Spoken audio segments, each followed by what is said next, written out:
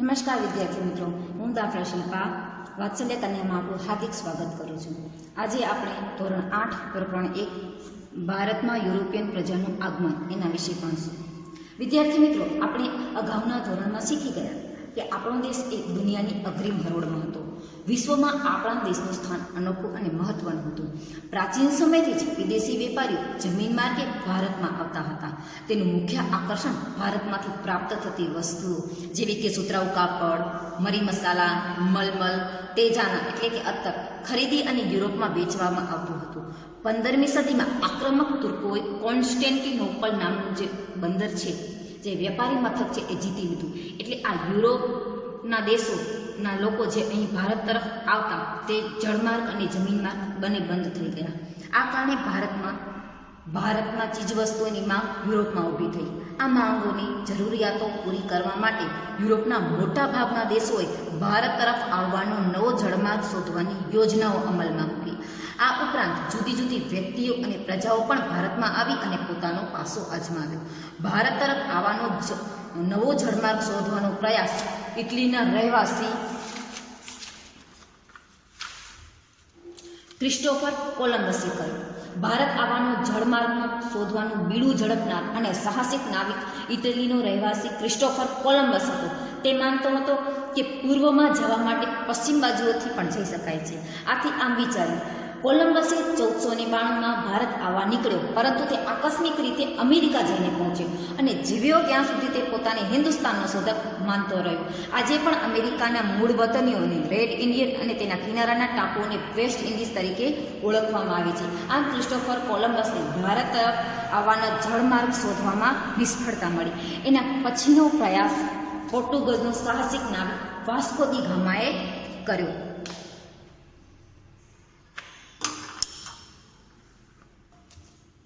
ભારત તરફ આવવાનો નવો જળમાર્ગ શોધવામાં સફળતા મેળવનાર પોર્ટુગલ દેશનો રહેવાસી વાસ્કો દી ગામા હતો. તેનું જહાજ દક્ષિણ આફ્રિકાથી કેપ ઓફ ગુડ હોપ પરથી ચક્કર લગાવી અને ગોવાના કાલિકટ બંદરે 22મી મે 1498ના દિવસે પહોંચ્યું અને આ તે પોતાનો ખલાસી મોહમ્મદ ઇબ્ન મજીદથી હિન્દ મહાસાગરે પહોંચે. આ વખતે કાલિકટનો રાજા ઝામોરીન હતો, એટલે તેણે પોર્ટુગીઝ લોકોને ત્યાં વેપાર કરવાની પરવાનગી આ ઝામોરીન રાજા પાસે માંગી. ઈસવીસન 1402માં પોર્ટુગીઝોએ વેપાર કરવા માટે કાલિકટમાં કોઠી સ્થાપી, એટલે પોતાનો કિલ્લો બાંધ્યો અને તેના ફરતે કિલ્લો બાંધ્યો. અલ્બુકર્ક નામના સેનાપતિને તેના રક્ષક તરીકે નિમ્યો. આમ તેને ગોવા જીત્યું. 100 વર્ષોમાં પોર્ટુગીઝોએ મેંગ્લોર, કોચી, ગોવા, દીવ, લંકા અને મુંબઈને બેટ તેમના નિયંત્રણમાં લાવી શકે. આવી રીતે પોર્ટુગીઝ ધીમે ધીમે પોતાની સત્તાઓ અને વેપાર આગળ વધારતા ગયા. હવે પોર્ટુગીઝ સત્તાનો અંત કેવી રીતે આવ્યો? તો 17મી સદીમાં શરૂઆતમાં પોર્ટુગીઝોનો વેપાર બંગાળ તરફ વધવા લાગ્યો. આ સમયે મુગલ બાદશાહ જહાંગીરે દિલ્હીની ગાદી પર હતો. બંગાળના તેના સુબાએ પોર્ટુગીઝોની આ વર્તન સામે જહાંગીરને ફરિયાદ કરી કે ધીમે ધીમે આ લોકો આપણો વિસ્તાર બચાવી કાઢે છે. પરિણામે શાહજહાંના ફરમાનથી હુગલી નદીના કાંઠે, જે બંગાળમાં આવેલી છે, ત્યાં તેમણે કોઠીઓ સ્થાપી હતી. શાહજહાંના ફરમાનથી આ પોર્ટુગીઝોની કોઠીઓને તોડી પાડવામાં આવી અને તેના વહાણોને સળગાવી નાખવામાં આવ્યા. પોર્ટુગીઝ સત્તાનો અંત આવ્યો અને પોર્ટુગીઝની સત્તા જે ફક્ત દીવ, દમણ અને ગોવા પૂરતી જ મર્યાદિત રહી. આમ ધીમે ધીમે આગળ વધતા પોર્ટુગીઝોની સત્તાનો શાહજહાંએ અટકાવ્યા. ત્યારબાદ એના પછી આવે છે ભારતમાં ડચ લોકો. ડચ એટલે કે હાલનું નેધરલેન્ડ છે, ત્યાંના લોકો. પોર્ટુગીઝના આગમન પછી 100 વર્ષ પછી લગભગ 16મી સદીના અંત ભાગમાં હોલેન્ડ એટલે કે નેધરલેન્ડના રહેવાસી ડચ લોકો ભારતમાં વેપાર કરવા માટે આવે છે. જોજો વિદ્યાર્થી મિત્રો કે આપણા ભારતમાં કેટલાય લોકો પોતાનો પાસો અજમાવવા માટે આવ્યા હતા અને ઘણી બધી પ્રજાઓ પણ આવી હતી. આમ પોર્ટુગીઝ પછી ડચ લોકો આવે છે. સૌપ્રથમ પુલિકટ અને મદ્રાસ એ હાલમાં ચેન્નઈમાં આવેલું છે. તેમણે પોતાના વેપાર કરવાની કોઠીઓ સ્થાપી. ઈસવીસન 1663માં આગ્રામાં પણ તેમણે કોઠી સ્થાપી.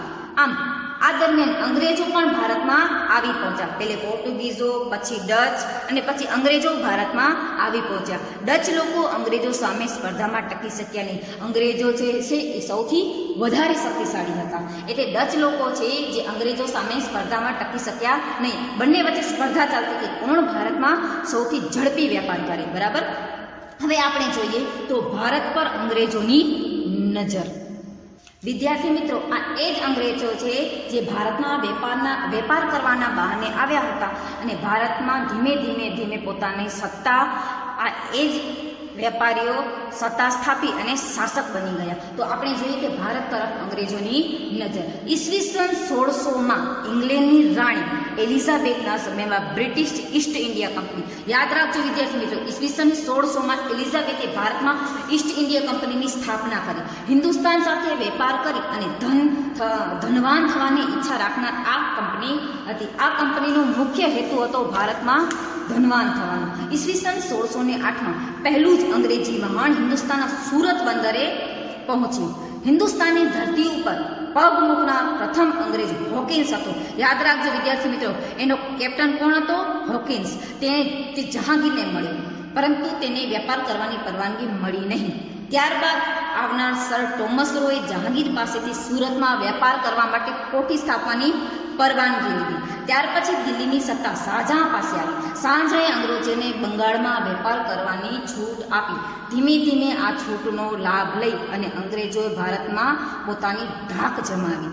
એના પછી આવે છે ફ્રેન્ચ લોકો. ફ્રેન્ચ લોકોએ ફ્રેન્ચ ઈસ્ટ ઇન્ડિયા કંપનીની સ્થાપના 1664માં કરી. તેમણે સુરત અને પોંડિચેરી, જે હાલમાં તમિલનાડુમાં આવેલું છે, ત્યાં તેમણે કોઠી સ્થાપી. ફ્રેન્ચો અંગ્રેજોનો વડો દુપ્લે હતો, જેણે ભારતમાં યુરોપિયન સત્તા વિસ્તાર કરવાની ઈચ્છા હતી.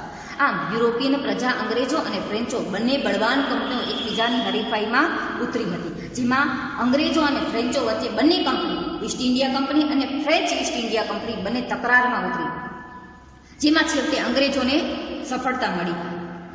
પરંતુ ફ્રેન્ચો પાસે છેવટે પુડુચેરી એટલે કે પોંડિચેરી, માહે અને ચંદ્રનગર એટલા જ મથકો રહ્યા હતા.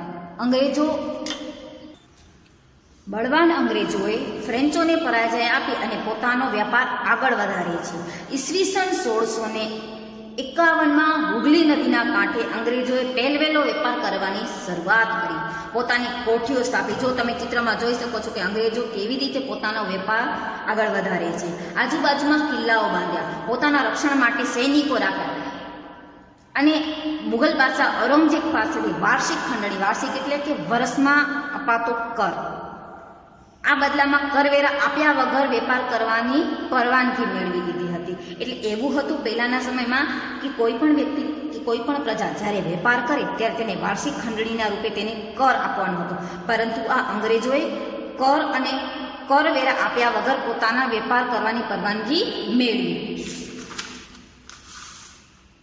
હવે કંપની વધુને વધુ ધન કમાવાની હોડમાં લાગી. એક તો કરવેરા આપ્યા વગર પોતાની કંપની આગળ વધારવા લાગી. આમ બંગાળમાં કરમુક્ત વેપાર કરવાના ફરમાનમાં ફક્ત કંપનીને જ કરમુક્ત વેપાર કરવાની છૂટ હતી. કોઈ વ્યક્તિને કરમુક્ત વેપાર કરવાની છૂટ હતી નહીં. પરંતુ કંપની અધિકારીઓ વ્યક્તિગત વેપાર કરતા પણ તેમાં પણ તે કર આપતા નહીં. કંપનીની અંદર વ્યક્તિઓ એવા હતા કે જે વ્યક્તિગત વેપાર કરતા એ લોકો પણ કર આપતા નહીં, જેથી બંગાળમાં કરવેરાની આવક ઘટી. હવે બંગાળમાં કરવેરાની આવક ઘટવા લાગી, જેના કારણે બંગાળનો નવાબ મુર્શિદ અલી ખાને તેનો વિરોધ કર્યો. આ વિવાદ દિન પ્રતિદિન વધતો ગયો અને અંતે 1757ના પ્લાસીના યુદ્ધમાં પરિણમ્યો. તમે આ ચિત્રમાં જોઈ શકો છો કે જ્યારે શરૂઆતમાં બ્રિટિશ શાસન જ્યારે વેપાર કરવા માટે આવ્યું હતું ત્યારે તેનો વેપાર કેટલો મર્યાદિત હતો. ધીમે ધીમે 1840માં તેઓ વધતા જ જાય છે વેપાર, અને તમે જોઈ શકો છો કે 100 વર્ષની અંદર આખા ભારતમાં તેણે કબજો કરી લીધો. આવી રીતે અંગ્રેજોએ વેપાર કરવાના બહાને પોતાની સત્તા સ્થાપી અને ભારતમાં પોતાની ધાક જમાવી. વિદ્યાર્થી મિત્રો, હવે આપણે ભારતના ઇતિહાસનું એક મહત્વનો બનાવ અને એક મહત્વનું યુદ્ધ જોઈશું, જેણે ભારતના ઇતિહાસને બદલી નાખ્યું. એ હતું પ્લાસીનું યુદ્ધ. કદાચ જો પ્લાસીના યુદ્ધમાં અંગ્રેજોનો વિજય ન થયો હોત તો કદાચ આપણા ભારતનો નકશો જ આજે કંઈ અલગ હોત. હવે આપણે જોઈએ પ્લાસીનું યુદ્ધ. 1756માં સિરાજ ઉદ દૌલાને બંગાળનો નવાબ બનાવવામાં આવ્યો, જેની અંગ્રેજો પર સારી એવી ધાક હતી, એનો પ્રભાવ હતો. અંગ્રેજો એનાથી ડરતા હતા, તેથી અંગ્રેજો એ લોકોને પસંદ કરતા ન હતા, કારણ કે આ લોકો સિરાજ ઉદ દૌલા હતો તે અંગ્રેજી લોકોને વેપાર કરવા માટે આપતો ન હતો, એની એવી સારી એવી પકડ હતી. સિરાજ ઉદ દૌલાને બંગાળનો નવાબ ન રહે તે માટે અંગ્રેજોએ કૂટનીતિ અપનાવી, કારણ કે સિરાજ ઉદ દૌલા વારે ઘડીએ કંપની શાસનમાં દખલગીરી કરતો હતો, એટલે અંગ્રેજોએ તેને એ સત્તા ઉપરથી હટાવવા માટે ઘણા બધા કાવતરા કર્યા અને કૂટનીતિ અપનાવી. સિરાજ ઉદ દૌલાને હરીફોની તેને મદદ કરી અંગ્રેજોએ. સિરાજ ઉદ દૌલાએ કંપનીને હુકમ કર્યો કે કંપની રાજ્યની બાબતમાં દખલગીરી કરવાનું બંધ કરે. હવે કંપની જે છે, કંપનીને માત્ર વેપાર કરવાની જ છૂટ આપી હતી, પરંતુ આ કંપની રાજ્યની બાબતમાં દખલગીરી પણ કરતી હતી. એટલે સિરાજ ઉદ દૌલાએ કહ્યું કે તમે કંપની વેપાર જ કરો, દખલગીરી કરવાનું બંધ કરો.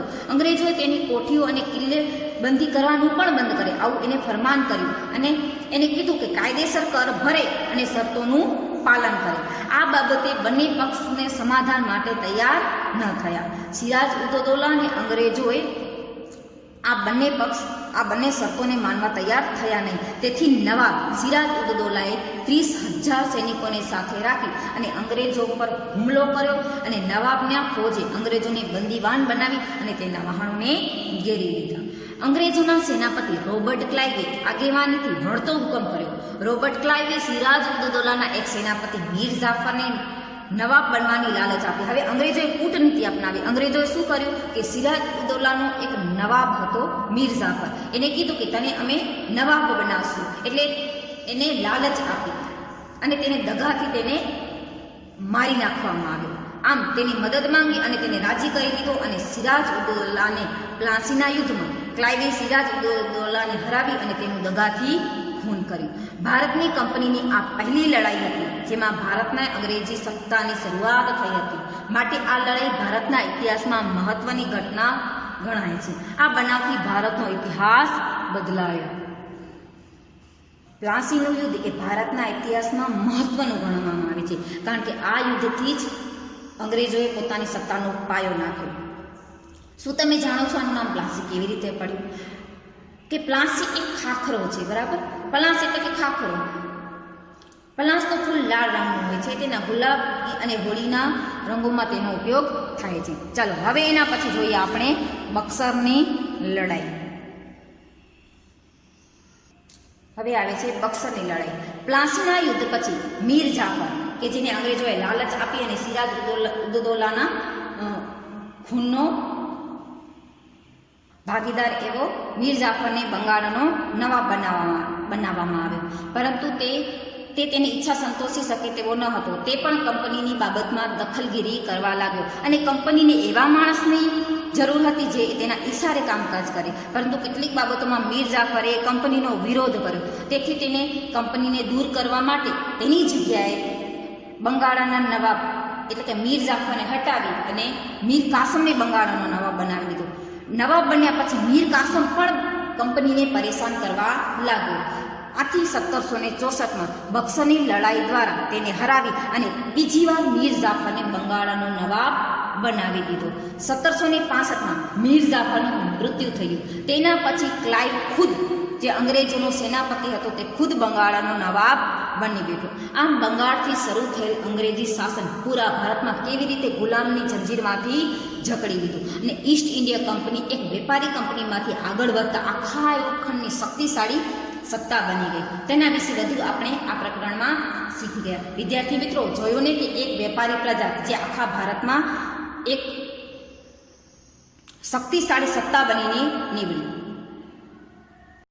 જે અંગ્રેજી પ્રજા ભારતમાં વેપાર કરવા માટે આવી હતી તે અંગ્રેજી પ્રજા ભારતમાં એક મજબૂત સત્તા બની અને ભારતને ગુલામીની જંજીરમાં જકડી નાખી.